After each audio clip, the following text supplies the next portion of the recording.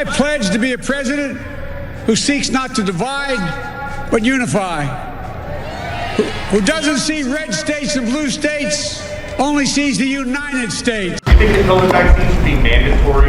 No, I don't think it should be mandatory. I wouldn't demand to be mandatory, but I would do everything in my power. Just like I don't think masks have to be made mandatory nationwide. What's your understanding of what your son was doing for an extraordinary amount of money?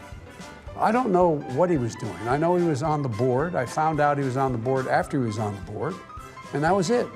And there's nobody. Well, you've had a lot of time. Isn't this something you want to get to the bottom of?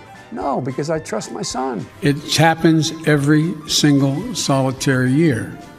There is a significant increase in the number of people coming to the border in the winter months of January, February, March.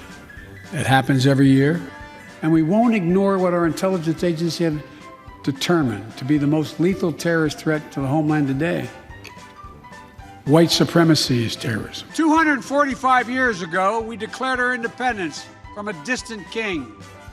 Today, we are closer than ever to declaring our independence from a deadly virus. Is a Taliban takeover of Afghanistan now inevitable? No. As our economy has come roaring back, we've seen some price increases. Some folks have raised worries that this could be a sign of persistent inflation. But that's not our view. Our experts believe, and the data shows, that most of the price increases we've seen were expected and are expected to be temporary. Various shots that people are getting now cover that. You're okay. You're not going to get COVID if you have these vaccinations. You seem pretty confident that inflation is temporary, but if you're pumping all of this money into the economy, couldn't that add to... No, look, here's the deal. Moody's today, when a Wall Street firm, not some liberal think tank, said if we pass the other two things I'm trying to get done, we will in fact reduce inflation. Reduce inflation. Reduce inflation. Let me be clear.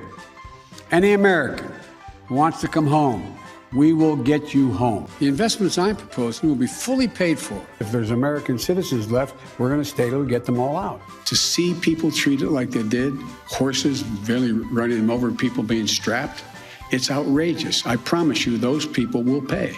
Every element of my economic plan is overwhelmingly popular. We talk about price tags. It is zero price tag on the debt. We're going to pay for everything we spend. Yesterday, I spoke with the CEOs, personally spoke with the CEOs of the major retailers, Walmart, Target, and the leading freight movers, FedEx and UPS.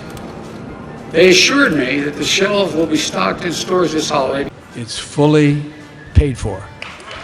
Fully paid. It does not increase the deficit 1 single cent. No one in America earning less than $400,000 will pay a single penny more in federal taxes. Are lockdowns off the table? Yes, for now. There's been a lot of misleading talk, which is no surprise, I guess. You are made of stupid. What am I doing here?